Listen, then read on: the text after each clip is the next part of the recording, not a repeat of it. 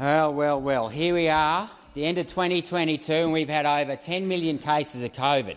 The Australian Health Department, of course, stopped counting around September sometime because I think it was getting too embarrassing to admit that despite with over 20 million people being vaccinated, over half the country had caught COVID.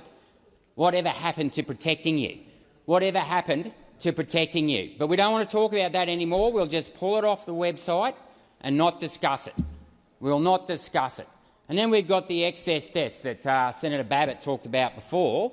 We had 8,706 extra deaths last year, despite the fact that New South Wales locked down for 3 months.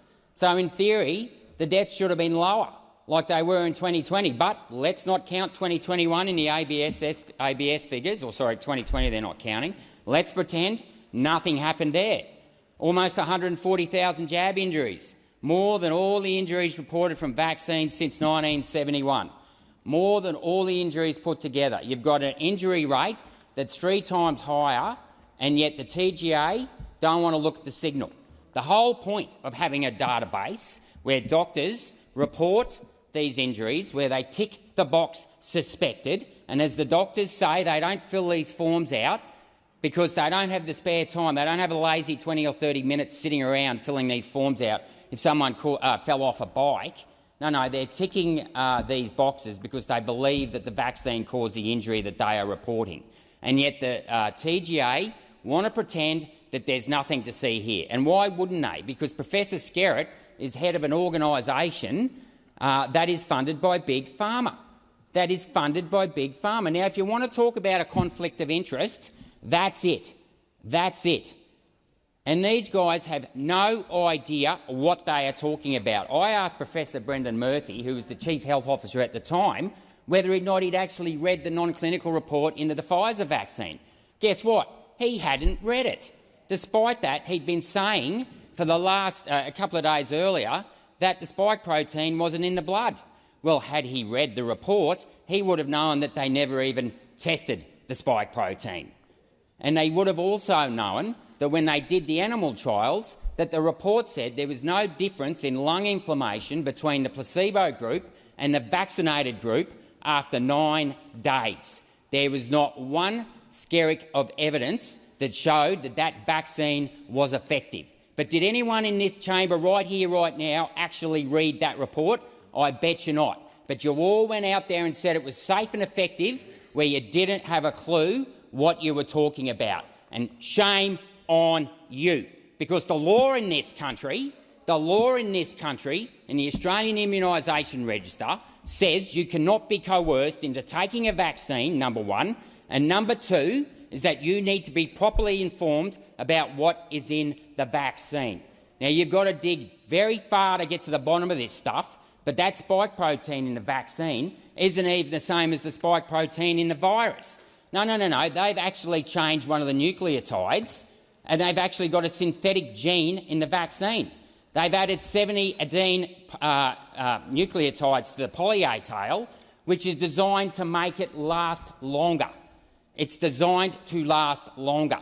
The mRNA in the trials was shown to last for up to 9 days. The lipids were shown to last at least 2 days, and they stopped the trials, despite the fact that it doubled.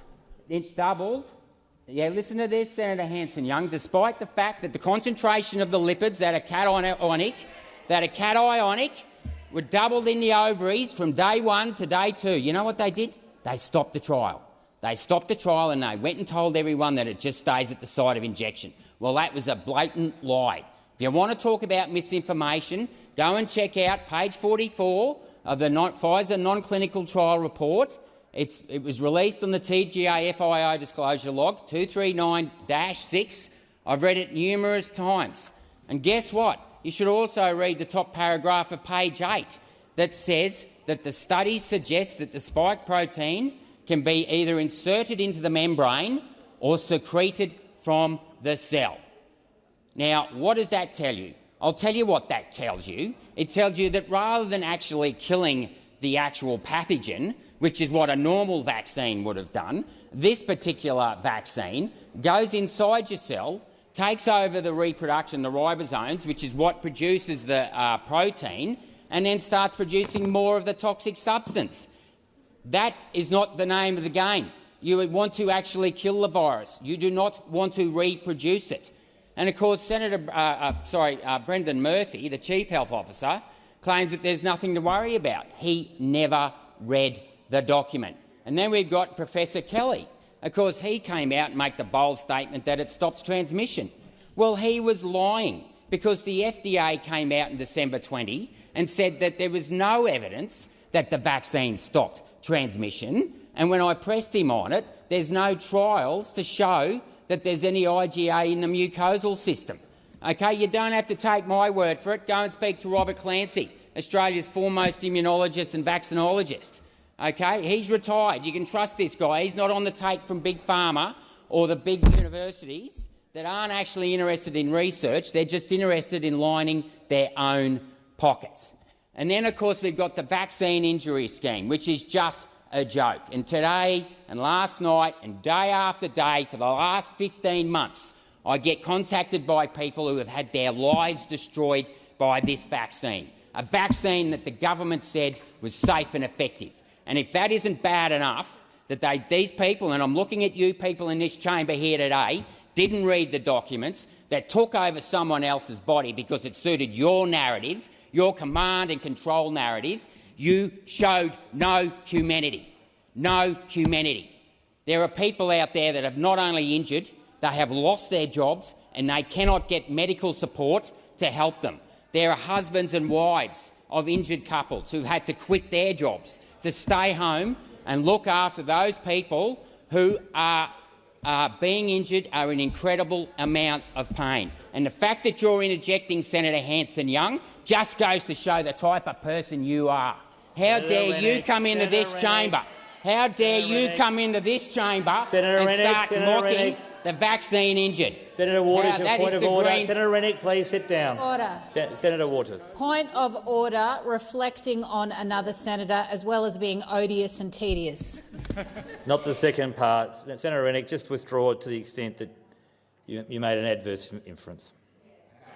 Well, the fact that the Greens party can sit in that corner over there and mock and laugh the vaccine injured. These people aren't anti-vaxxers. They believed what the government told them, as I did when I first came to this place. But I can tell you what, it's nothing but a cesspit of lies in this place. But the fact that the Greens party think that they can just sit there and mock the injured. These people believed in the government. You want to talk about trust and transparency? Oh, yep, there's Senator Walters again mocking, going, come on. Maybe you should pick up the phone. Maybe you people should pick up the phone and talk to some of these people who have been injured. And then we go to the basis, the substance of this Act, the Fair Work Act. This is a public health issue. The idea that businesses in this country can be responsible for the transmission of an airborne virus is just as absurd as the billions of dollars that are getting wasted on the idea of some tiny trace gas in the atmosphere can control that. I mean, we are living in the land of the unicorn farmers and the intellectual pygmies who have just chasing the impossible dream like Sancho Panza chasing the windmills. It is absurd. And yet we stand here today, almost 3 years after the virus broke out in China or whatever, and we have still got this ridiculous mandates in so many places, in particular in the private industry, which is what this amendment will address, and they are still being coerced into getting a vaccine. I've literally just had 3 messages in the last hour about people who are losing their jobs, not in the health sector, but in sectors that are outdoors, nothing to do. It is absurd. It is absurd, and it needs to stop, because the state of emergency, even at the state government level, has been retracted. And yet these people here today do not want to grant people their autonomous right to control what goes in their body. And I might remind members of the LNP that one of our values is the dignity and worth of every individual. You know, we don't believe in multi-patent bargaining because we recognise that every business is unique, and we think that the employer and employee should have the first right in deciding what's best for them. That is what we believe in empowering the individuals to make the decisions that suit their needs the best, and only the individual or the parent of the child can make that decision. But what we've got here today is typical command and control. We've got the Labor Party and the Greens protecting their own narrative that the government can save us. Govern me harder, Daddy. That is what these people believe in. Senator Canavan. I don't want to. Oh, sorry. Sorry. Senator Hanson-Young. I move that the question be put and stop this rubbish. I'm going to put the question that the question be put. Those for the question say aye. Against no. I think the ayes have it. Is division required? Division is required. Bring the bills.